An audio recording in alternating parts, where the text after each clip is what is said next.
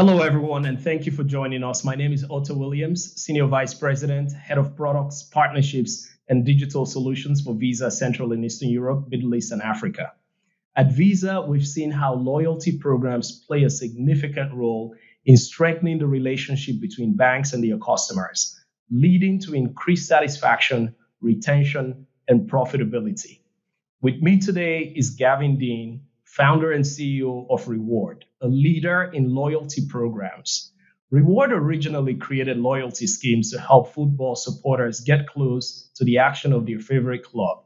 Reward has gone on to serve hundreds of retailers in 20 countries across 3 continents and some of the world's largest banks and financial institutions, including a partnership with Visa that we will explore in our discussion. Thank you for joining us, Gavin. Thank you for having me. Gavin, before we get into some of the latest developments in cardholder loyalty programs, can you give us an overview of what loyalty programs have traditionally entailed? Thanks, Otto.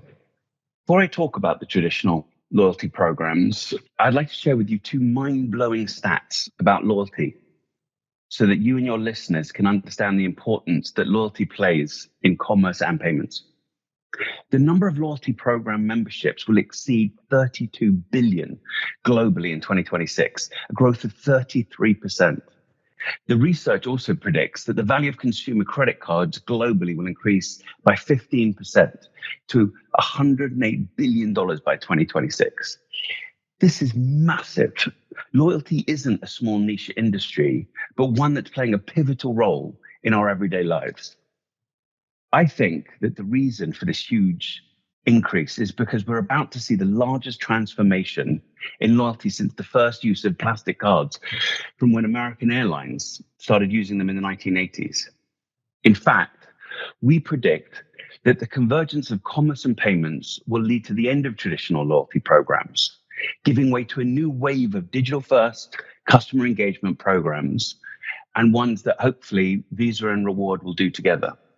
So to answer your question, I'd like to just look at the traditional loyalty programs and break them up into 3 different distinct, but obviously interconnected parts.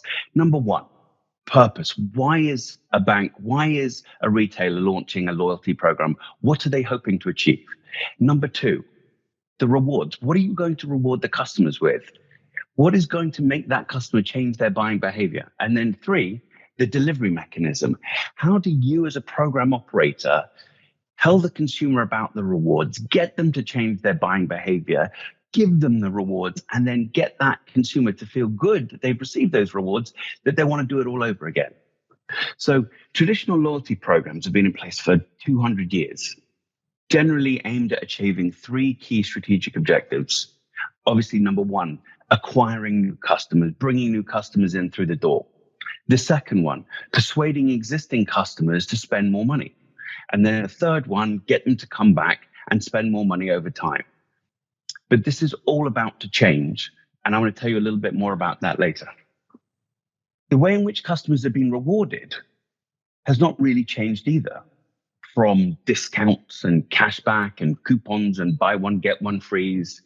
We've seen this for all our lives, and our parents have seen it in all their lives. Obviously, the use of data over the last 20 years has changed the game, where people are receiving a lot more personalized offers. They're receiving it in a more timely way. But personalization was really the purview of the big loyalty programs that could invest a lot in their programs. But now technology's enabled personalization to happen at a much cheaper price point, which means more and more loyalty program operators can deliver more and more personalized offers to their consumers. And thirdly, which has been the most exciting change, I think, in the industry, is the delivery mechanic. And that's been in constant state of change over the last 200 years, and never as much as the last 20 years. If you think about it, it started off with copper tokens 200 years ago, and then it evolved into green shield stamps and green stamps in the early 1900s, food ration stamps in the 1940s, where people were using it during the Second World War to drive people into stores. And then in the 1980s, we suddenly saw card-based loyalty programs coming in. And these card-based loyalty programs changed the loyalty industry, started capturing data. However, in 2005, Amazon launched Amazon Prime, which many of us now love and use all the time. And that was really the first digital loyalty program globally. And from 2005 to 2023, we have seen a proliferation of digital loyalty programs. And that's mainly due to, one, the digital revolution, and two, the widespread adoption of mobile phones. Because now, instead of delivering messages to people's desktop or laptop, you can actually deliver messages into their hand wherever they are.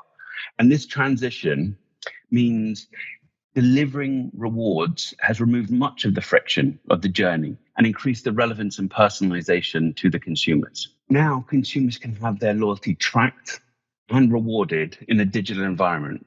This is obviously not only convenient for the customer, but it also simplifies operations for the merchants who no longer need to produce and distribute loyalty cards, of which there are 6.5 billion out there, which is just mind-blowing, or invest in point of sale technology, and even worse, training all the staff. Digital loyalty programs are cutting a lot of the cost out of running loyalty programs. They're bringing a lot of satisfaction to the customer through a simplified journey. And we are seeing that the younger generation are increasingly seeking rewards that are more personalized and reflective of their lifestyles. That's incredible. And you've talked about a number of incentives that consumers are now being exposed to.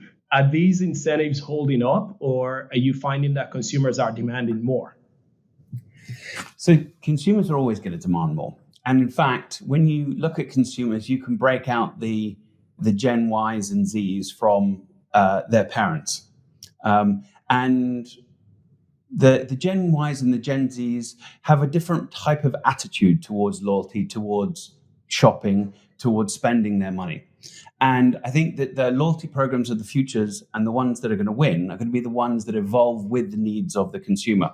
So yes, the existing programs, I think a lot of them are still going to survive and service a market, but actually the ones that are truly going to thrive are going to be the ones that will change their purpose to be in line with what the Gen Zs and Gen Ys want, will change the rewards to make it more relevant, and change the delivery mechanic so that you work with them to be where they are, not try and take them to where you want them to be.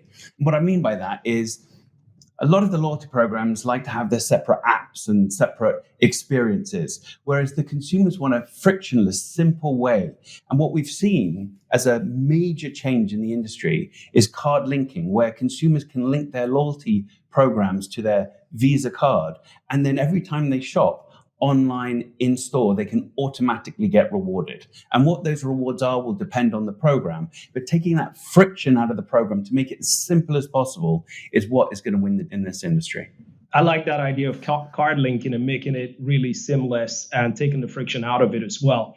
And what is Reward doing differently? What are some of the innovative things that you're doing in this space? Yeah, it's a great question. And I think right at the top, we're a purpose-driven business. And we believe that you could do good by doing good business. And we have a vision, which is that we want to make everyday spending more rewarding. And we focus on giving the customer back as much as possible. And in fact, in 2018, I made a pledge to give $1 billion back to consumers in rewards by 2022, which we did in April of 2022. And then we made a new pledge to give $3 billion back by 2025.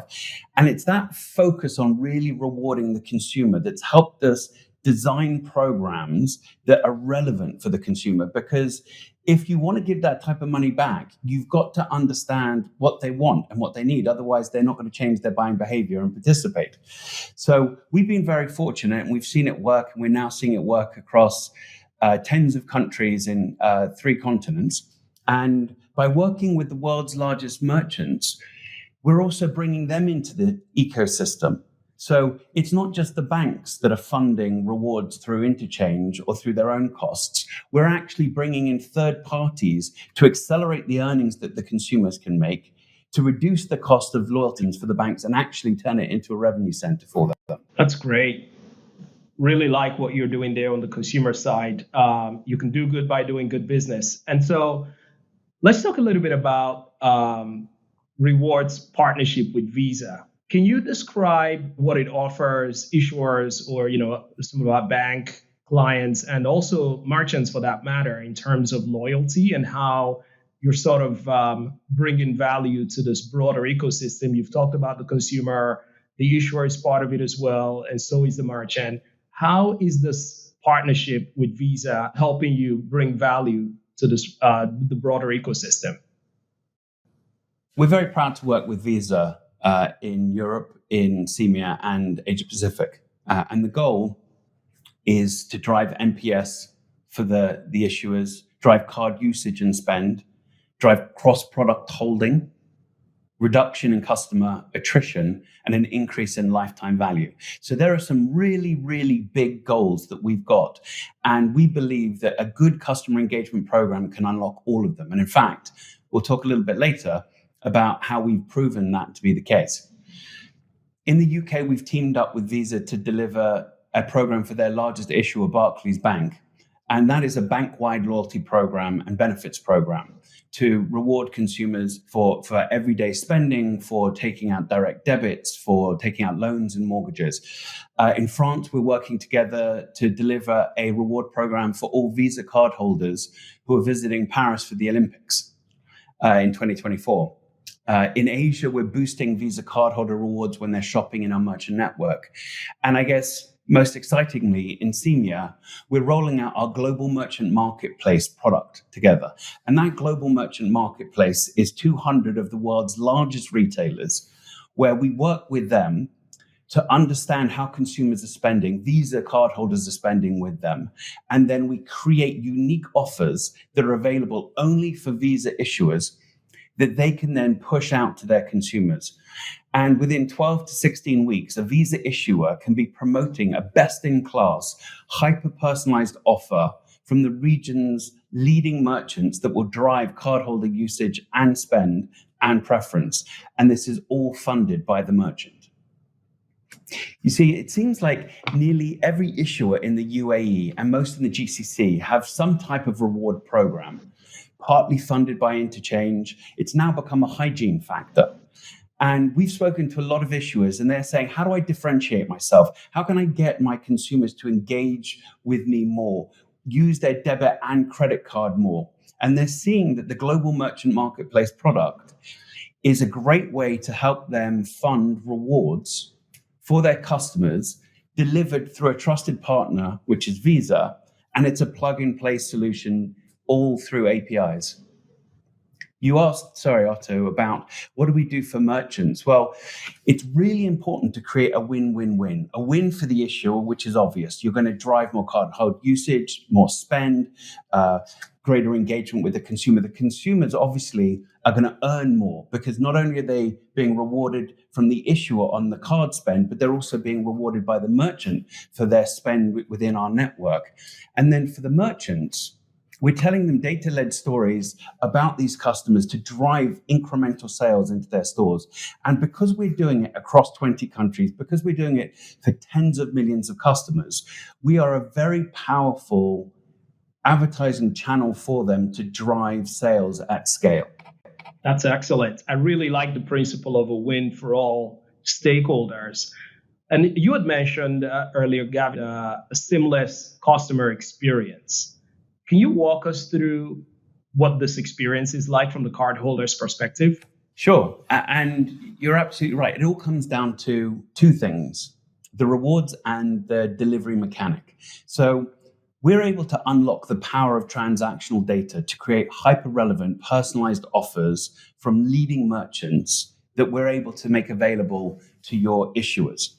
Your issuers are then able to promote these personalized offers digitally to the cardholders.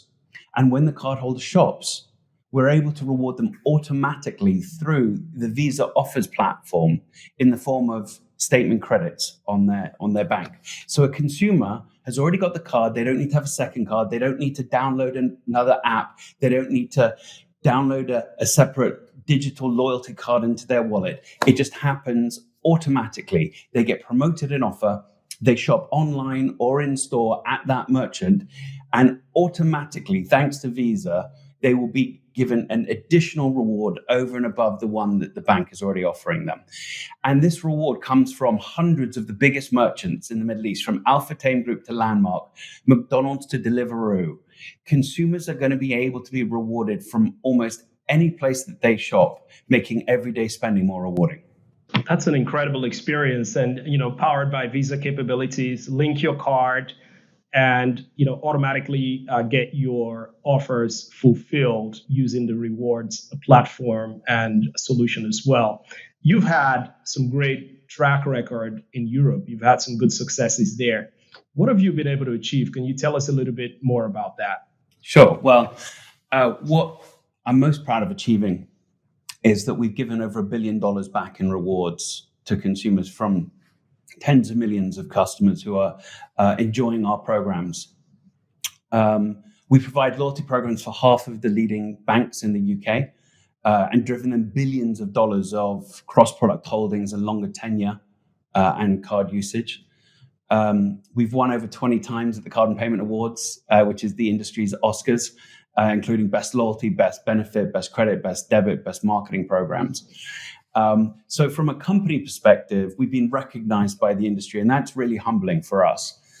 From the consumer, we've seen that we've been able to give great value. But I think for your issuers who are listening, I think the thing that we've been able to do and actually have proof points is demonstrate that we've been able to drive increase in NPS. In fact, consumers within our program have an average of 20 points higher NPS than outside. We're seeing a 30% lower customer churn within our program than outside of the program. We're seeing that customers are earning over $100 in program rewards.